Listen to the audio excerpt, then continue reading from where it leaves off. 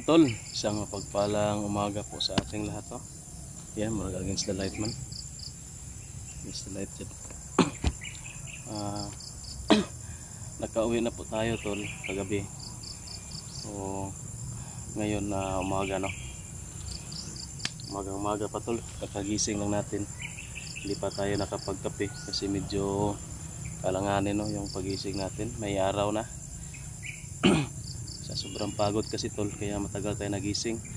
O sa sobrang pagod kagabi tol hindi na ako nakapunta doon sa kubo. So ngayong umaga, maaga tayo para puntahan yung kubo no. Wala pa tayong almusal, wala pa tayong kape, hindi pa tayo nakapagkape tol. Kagising lang natin. Sa video na ito tol, puntahan natin yung kubo. Kumustahin natin doon. Tingnan natin kung ano yung nangyayari doon kasi sa panahon tol na wala tayo, may mga tao no. May nagmonitor sa kubo. May upload sa channel ni Brad Pitt na nilulusob nila yung kubo tol. Hindi ko pa napanood yung ibang video. So last na video niya tol ay may dala daw silang asin at yung puntarya nila, yung duwende no, yung elemento. So puntarya nila tol si Haring Lipaos, yung kaibigan natin doon. At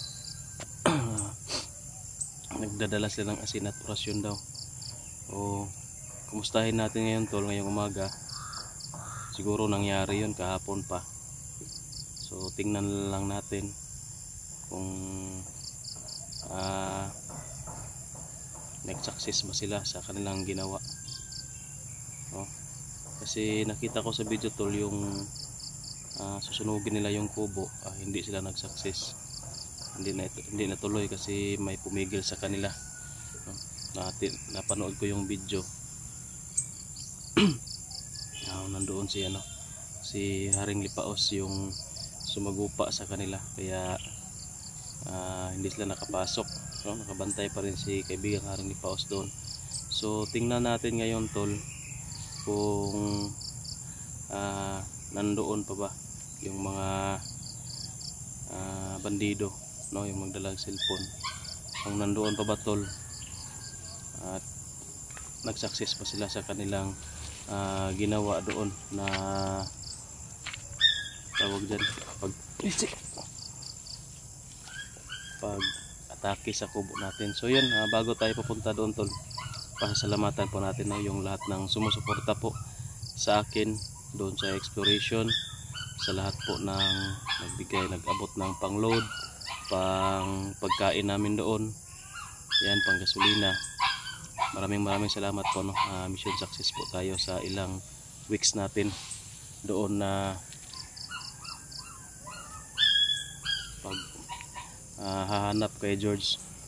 So yun tol, baka mamaya siguro mayang hapon or gabi i-update natin si George no, or baka si Pinuno na lang siguro yung mag-update doon. Sila na lang, medyo may gagawin pa tayo.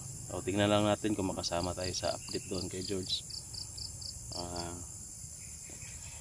Ang importante dyan na nakauwi na at ligtas na si George no. Nagpapasalamat din tayo tol kay Lolo Jumbo no, sa pagtulong sa atin doon.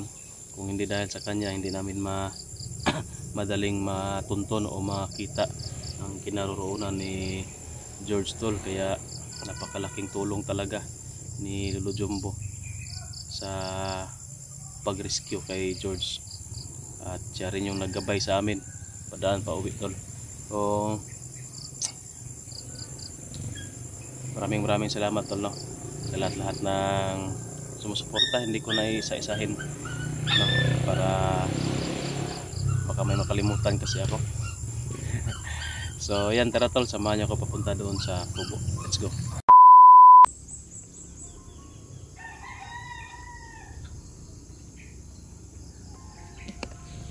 So yun tol, nandito na tayo no, malapit sa kubo.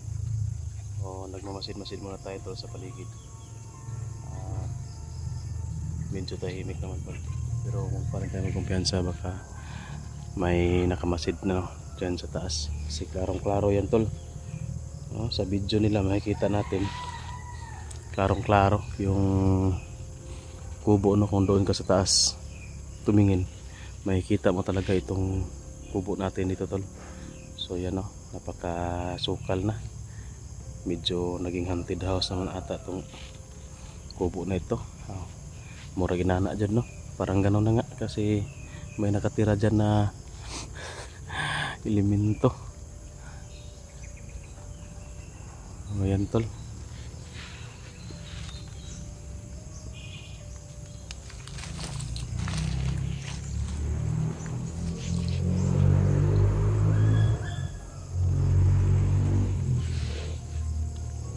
So ito yung kubo natin tol.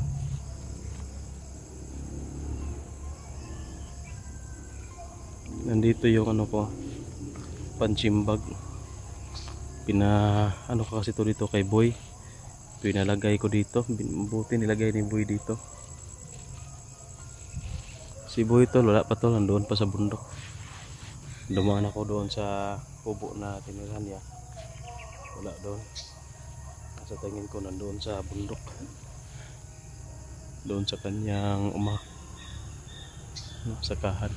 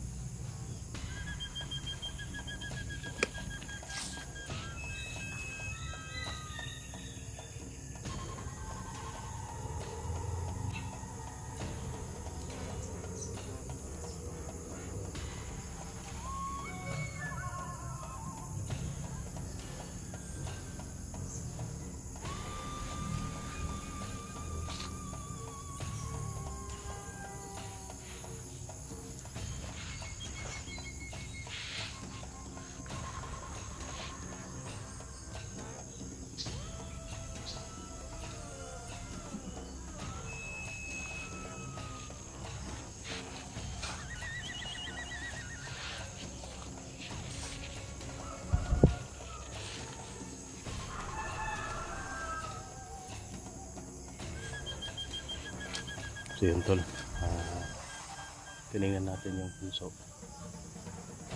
Kalimutan ko na i-video ko tuloy. Nandyan pa rin. Siguro hindi nag-success tol yung pumunta dito na nagdala ng asin at orasyon. Tingin ko parang kahapon yun na video nila.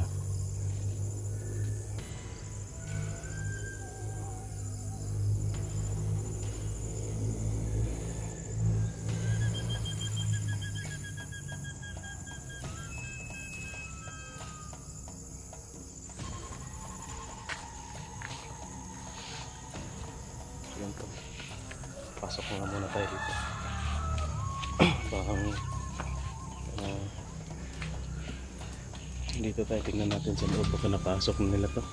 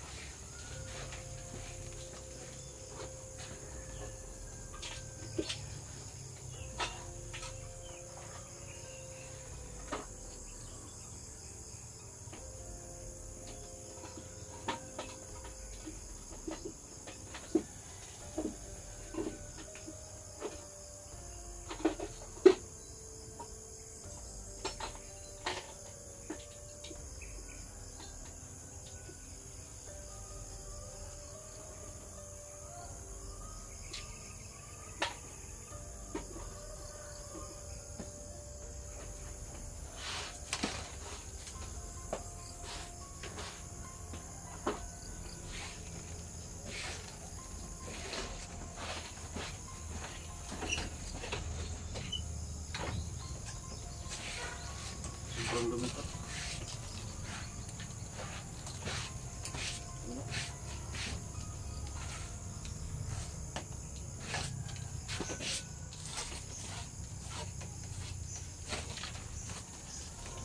Nakatira dito ba? Hindi sana kung pwede pa pang matirhan. Mag-maintain ba para malinis.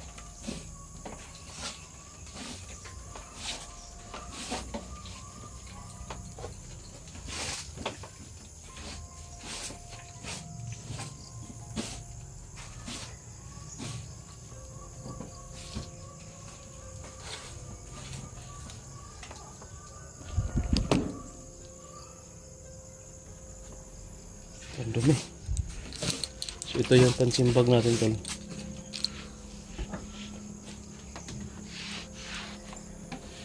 Pag alis ko sa bahay nung na-explore na ko, pinadala ko dito kay Boy. Nandito lang pala. Dito natin nalagay kasi wala nang space doon sa bahay. Sabit ko siguro yan dyan. Dyan tayo mag-practice.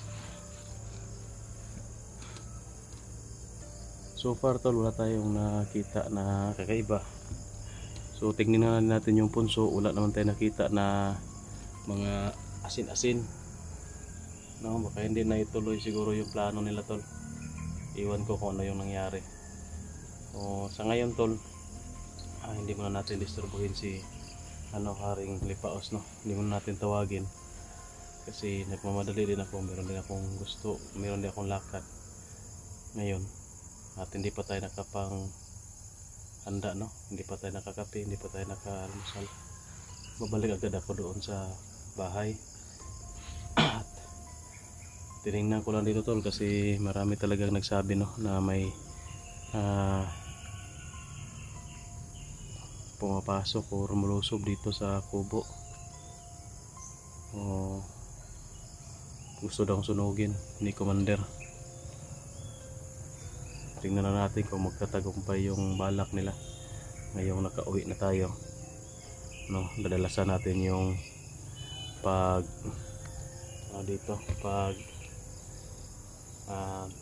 bisita. At hindi muna tayo mag-explore tol sa mga bundok. Pahinga muna tayo. At malapit na kasi yung pista, no, dito sa amin sa June 27 na, sa 27 pista dito. So sa mga gustong mamista tol, no, punta lang kayo sa bahay. Magdala kayo ng pagkain para salu-saluhan natin. Kailangan nating maghanda ng kaunti tol para salamat, no, para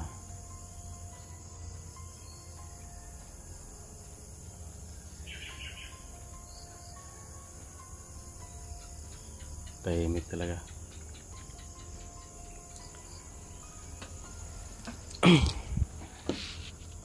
Dito tayo banda, baka may nakamasid sa taas, di agad tayo makikita.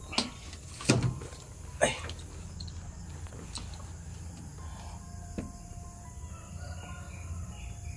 So yun, salamat po, no, sa lahat ng nag-alala sa sitwasyon natin dito sa kubo. Sana tol masagupa na natin dito si Brad Pitt para magamot natin ba. Kawawa yung batang yun, baka dala lang ng hipnotismo kaya nagawa niya yung mga bagay na hindi naman sana niya gusto. Pero yun, utos nang nag-hypnotize sa kanya, kaya wala kang magawa tol, sunod-sunuran ka talaga kapag nasa kapangyarihan ka, no, ilalim ka ng kapangyarihan ng hipnotismo. Sunod-sunuran ka talaga sa gustong ipagawa sa iyo. So dito lang tol yung video natin. Maraming salamat po, no, sa pag-alala, sa suporta at palaging nandyan po panonood sa video natin, sa mga nag-share, sa mga nag-comment. Yan, maraming salamat. Pasensya na kayo dyan sa comment section tol. Nagbabasa lang tayo pero yung iba hindi natin mabasa, hindi tayo nagre-reply. Kasi kung isa-isahin natin yan ng reply, hahaba talaga yung atin dyan comment section. So yan, maraming salamat po sa inyong lahat. So yun tol, nakauwi na po tayo, no? pahinga muna. Wala muna tayong sa mga magre-request dyan, no? Pasensya muna. Pass muna tayo ngayon, isang buong linggo, no? Pahinga muna tayo kasi sobrang pagod talaga tol. Yung sitwasyon namin doon sa bundok, grabe talaga. Ulan, init, kulang sa tulog, kaya bumaba yung immune system natin, nagkakasakit, sipon, ubo, minsan trangkaso, lagnat. Yan, butin lang may dala tayong gamot, kaya umiinom tayo, sabay orasyon na rin sa atin.